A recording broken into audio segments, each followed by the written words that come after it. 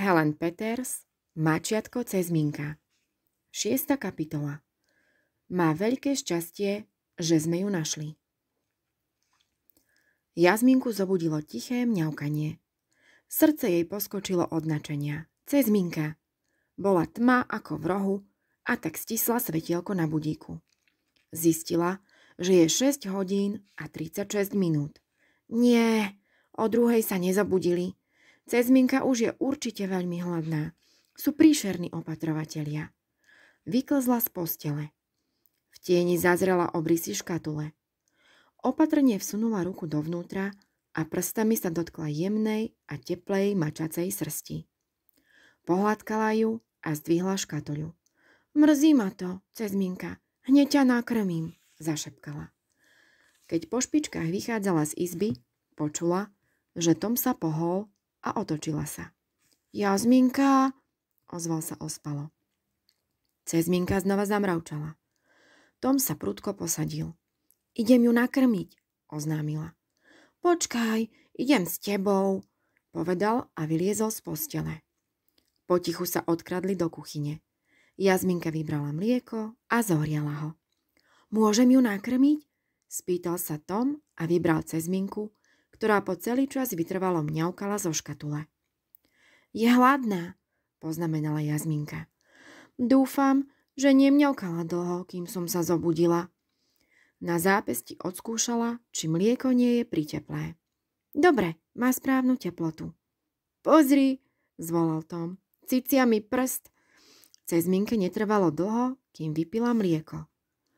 Tom počkal, kým si odgrgne, a potom si ju priložil k tvári. Všetky mačiatka sa rodia s modrými očami. Prečítal som si to večer. Farba očí sa im vraj po mesiaci zmení. Zaujímalo by ma, akej farby budú Cezminkine oči. Možno zostanú modré. Jazminka zdvihla prst niekoľko centimetrov od Cezminkinej tváre a pomaly ním pokrúžila. Mačiatko sa na niekoľko sekúnd dívalo, potom sa po ňom ohnalo labkou. Deti sa zasmiali. Už sa s nami hrá, potešila sa Jazminka. To je skvelý signál. Tom si poškriebal červené škvrny na ruke. Pred spaním by sme jej mali znova vyčesať blchy. Nezostáva nám na to veľa času, lebo podľa internetovej stránky mačiatka spia až 20 hodín denne. O niekoľko minút Cezminka naozaj zaspala na Tomových kolenách. Jazminka šla po hrebeň. Keď vošla do komory, Karamelko s Kávenkou sa na ňu zadívali zo svojej postele na pracovnej doske. Karamelko zoskočil na podlahu a obtrel sa Jazminke o nohy. Tom s Jazminkou si večer čítali o tom, ako treba starším mačkám predstaviť nové mačiatko. Ešte predtým bolo potrebné, aby si navzájom zvykli na svoje pachy, lebo najdôležitejším komunikačným nástrojom mačiek je práve čuch. Prepáč, zatiaľ nemôžeš ísť do mojej izby, vysvetlila Jazminka Karamelkovi a pohľadila ho po ríšavej srsti. Keď spoznáte Cezminku, budete môcť znova chodiť, kam sa vám zachce, no musíme na to ísť pomaly. Karamelko jej oňuchal ruku a skúmal neznámy pach. Cítiš Cezminku? Čoskoro vám ju predstavím. Vymením vám deky, aby ste si navzájom zvykli na svoje pachy. Nezabúdajte, že hoci máme nové mačiatko, mám vás rada tak ako predtým. Stále sa vám budem venovať rovnako. Vôbec nič sa nezmení, len budete mať novú kamarátku. Keď Cezminku vyčesali a odniesli do izby, Jazminka povedala. Mali by sme ísť kontrolovať ostatné mačiatka. Čo ak ich vyrušíme a mama ich znova prenesie, nadhodil Tom. Poďme tam po špičkách, ale nakúkneme cez okno v šope. Chcem sa uistiť, že sú v poriadku. Čo ak odvrhla aj ich? To rozhodlo. Obliekli si bundy, natiahli gumáky a vyšli do záhrady. Uľavilo sa im, keď zbadali, ako sa mama mačka chúli s ostatnými 2 mačiatkami na papierových vreciach.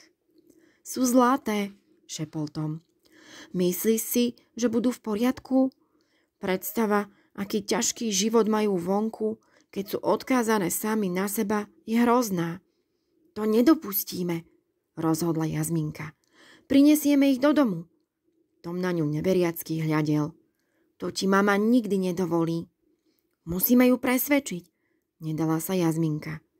Vymyslíme plán. Koniec koncov je veterinárka. Určite nechce, aby v jej záhrade trpeli zvieratá.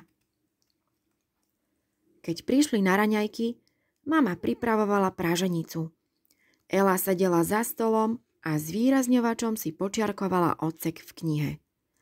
Tom s Jazminkou sa posadili oproti nej. Dobré ráno, privítala ich mama. Ako sa má Cezminka? Podľa toho, aký neporiadok ste nechali v dreze, usudzujem, že ste ju nakrmili. Prepáč, upracem to. Zdá sa nám v poriadku. Naozaj si myslíš, že s ňou niečo je? Neboj sa, ak pekne pije a zdá sa vám v poriadku, tak aj je. Dnes ráno sa ju chystám poriadne prezrieť. Má veľké šťastie, že sme ju našli však. Nadhodila Jazminka a veľavravne sa pozrela na Toma. To bol signál, že spúšťajú plán. Áno, pritakal Tom. Inak by bola umrela. 80% pouličných mačiek umrie počas prvého roka života. Ela zdvihla pohľad od knihy. 80%? Zopakovala s vyľakanými očami. Prečo? Zvyčajne za to môžu nehody alebo choroby, odpovedala Jazminka. Čítali sme o tom. Ak samičky zostanú na ulici, môžu byť kotné už v 4 mesiacoch. Potom sú kotné alebo majú mačiatka po zvyšok života. Je to pre ne veľmi ťažké a môžu dostať hrozné choroby. Často opúšťajú svoje mačiatka, ktoré potom umrú od hladu, dodal Tom. Je to strašné. Je, prisvedčila mama. Nie je dobré, keď sa stále množia. Hneď ako mama mačiatka odstaví, odchytíme ich a vykastruje mláďata aj dospelú mačku. Vďaka tomu budú mať oveľa zdravší život. Potom ich môžeme zobrať dnu a skrotiť ich? Ozvala sa Jazminka.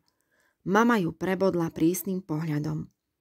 Jazminka, už som ti povedala, že nemôžeme. V tomto dome je dosť veľký chaos aj bez ďalších túlavých mačiatok. Nechceme si ich nechať navždy, len dovtedy, kým ich neskrotíme, aby sme im ľahšie našli nový domov. Viem, že to nie je ľahké pochopiť, ale mačky, ktoré v prvých týždňoch neboli v kontakte s ľuďmi, sú oveľa šťastnejšie vonku, ak majú dostatok potravy a prístrešok. Zvyšné 2 mláďatká majú ideálne podmienky.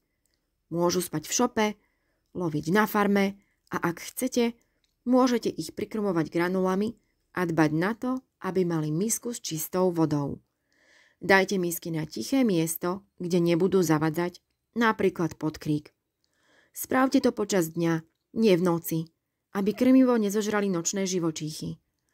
No čo ak sa mačiatkam zapáčime a budú sa chcieť stať našimi domácimi maznáčikmi? Nedala sa odbiť Jazminka.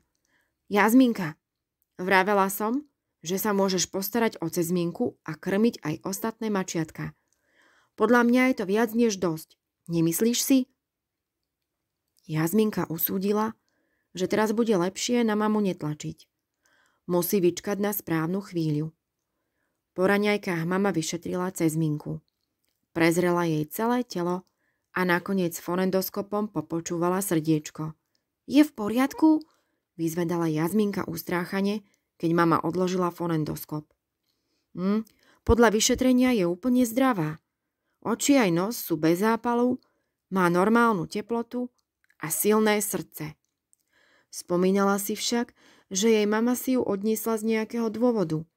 Mohlo to byť čokoľvek. Pravdepodobne sa nikdy nedozvieme, čo ju k tomu viedlo. Možno to súviselo s mamou, nie s Cezminkou. Nemôžem si byť istá, že Cezminka je 100% v poriadku, lebo stále by mohla mať chorý niektorý z vnútorných orgánov a ochorenie sa zatiaľ neprejavilo. No rozhodne vyzerá ako zdravé mačiatko. Navyše je krásna, však Cezminka. Vystrela k mačiatku prst a Cezminka sa po ňom zahnala labkou. Je to najkrajšie mačiatko na svete, vyhlásil Tom. Kiež by som si ju mohol nechať.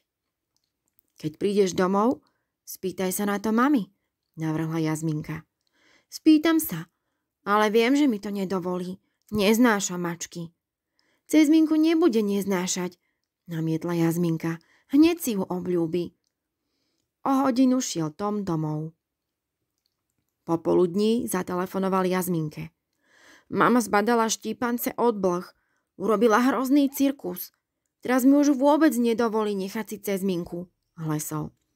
Veď Cezminka nebude mať blchy, keď si ju vezmeš domov. Hovoril som to, ale je neoblomná. Dookola opakovala, že mačky škrábu nábytok, všade nechávajú chlpy a vláčia do domu mŕtve zvieratá. Povedala, že mačky sú odporné špinavé tvory a nejakú si nepustí do domu. Odvtedy som sa s ňou nerozprával. Jazminke napadlo, že ak má Tomová mama taký zlý vzťah k mačkám, už nikdy ju nepustí do ich domu. Ako sa opovažuje nazývať ich odpornými špinavými tvormi? Nuž, ozvala sa nakoniec. Ak naozaj nejestvuje možnosť, že tvoji rodičia zmenia názor, budem musieť presvedčiť svojich.